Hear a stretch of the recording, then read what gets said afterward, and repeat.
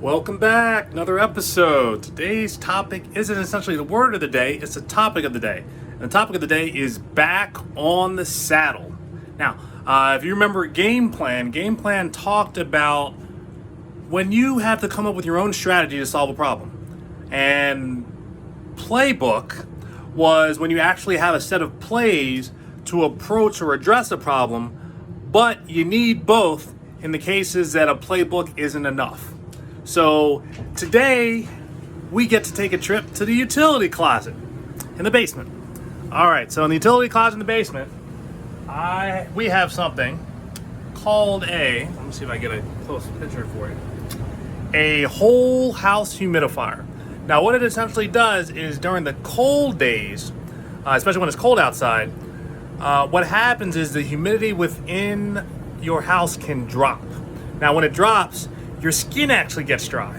I think my skin's kind of dry right now. And with that, what a whole house humidifier does is it actually increases the humidity in your home. So when it actually increases the humidity, it can feel actually a lot more comfortable without the temperature increasing. By the very fact that you actually have more humidity within your home, it makes it more comfortable. So it almost makes it feel as though it's warmer. And in addition to that, skin doesn't essentially dry out as quickly, so you'll actually feel more comfortable all around. So I didn't realize that our whole house humidifier hadn't been working for probably a year or two. And the way that I normally test it is there's a sound that I listen to, and that's the sound of the water actually coming into the whole house humidifier, draining down, and it actually comes out of a drain line. And when I don't see that, I recognize that there's an issue. Also, I can actually look at the panel up here, and if it's actually not changing once the whole house humidifier is actually running, that can also create a problem. And the quick way I usually test it is if there's something going on with the whole house humidifier. And again, this is part of my game plan, right? So let me actually show you what the playbook looks like. So you've seen playbooks many times before. In this case, the playbook is the owner's manual. So the owner's manual will give you troubleshooting tips and what to do if something is not working properly. So this is the playbook, right? But the playbook doesn't always give you the answers. And when it doesn't give you the answers, that's when you need to kick it into game plan mode and add to the playbook based on what you've learned. So for everything that I tested, the whole house humidifier itself was working, but it was not receiving water. Now part of my game plan was actually testing the line. So this is the hot water heater and the line to actually get everything working. You can see my hand, right there. So that is a saddle valve, and that goes up and around to this pipe right here, or this supply line. Now every time I touch that supply line, I want to feel it being warm. And the reason I want to feel it being warm is because the hot water heater heats up water, it goes up through that saddle valve, and it actually sends through hot water. If it's not hot, then that means water's not getting through. So that's part of my game plan, what I figured out. So since that wasn't working, the first thing I tested was something called a solenoid. So what the solenoid actually does, let me actually bring one of the backup I actually had. I'll put it here, you can probably see a little bit. So what the solenoid does is essentially a pump. And what this pump does is every time there's electricity applied to it, it opens a valve, allows water to go through. So that was my first test, as part of my game plan.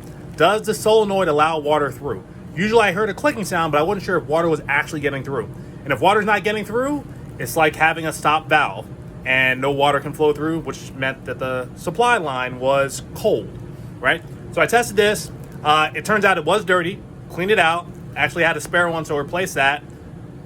Tried everything, still wasn't working. So I was like, okay. So there's no water getting into the whole house humidifier. And the supply line was still cold. So this was the next thing I had to figure out. The saddle valve, right? So was able to go to Home Depot, order a saddle valve. I know I have it hanging around here somewhere.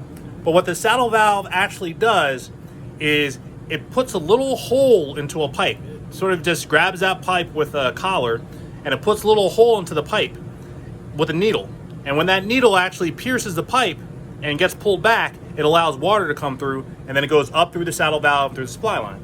So we had one installed, but there was a clog of one sort or another. Now I remember looking online because I'm like, I have to do something about the saddle valve, but I really don't want to take it off because its placement is very specific.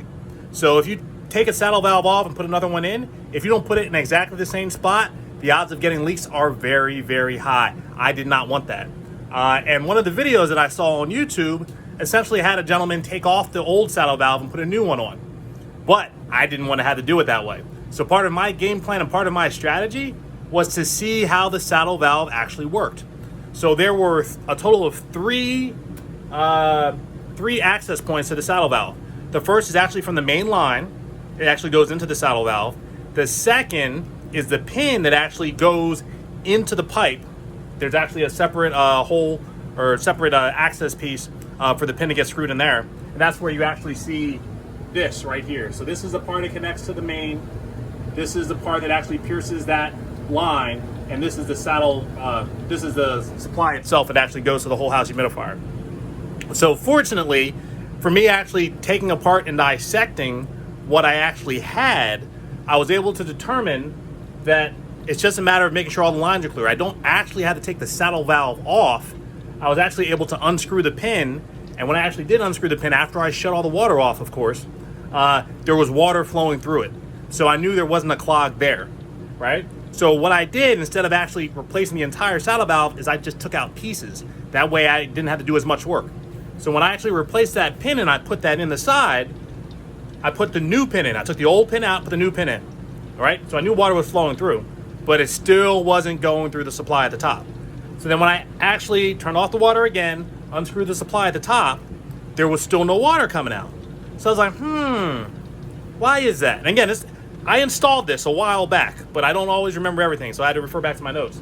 But what I realized was that the pin was too far in the pipe, and it stopped the water from coming out. Remember, I put a new pin in there.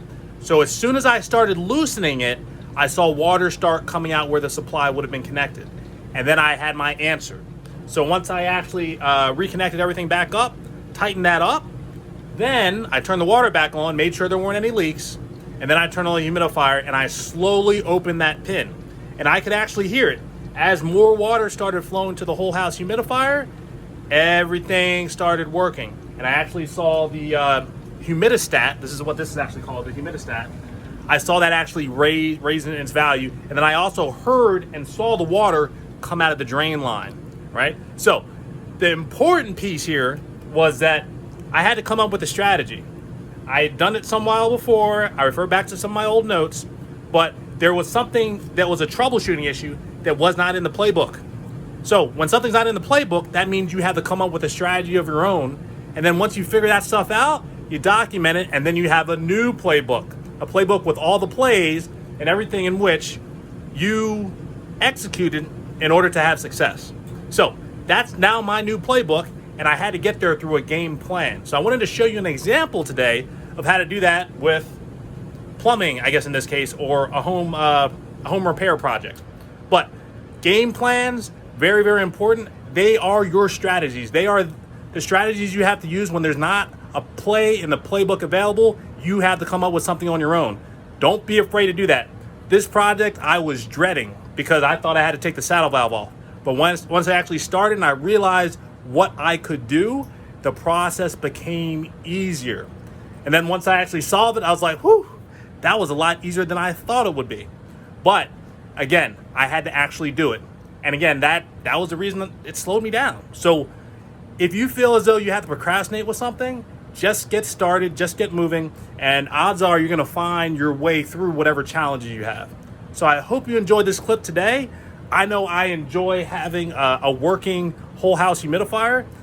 Can't wait to see how it actually feels once I've been running it for a day or two. But look at what's going on in your life and figure out if you have a playbook. Is it the right playbook?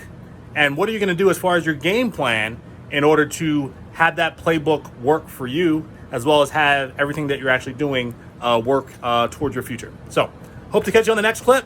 Thanks for tuning in. Bye.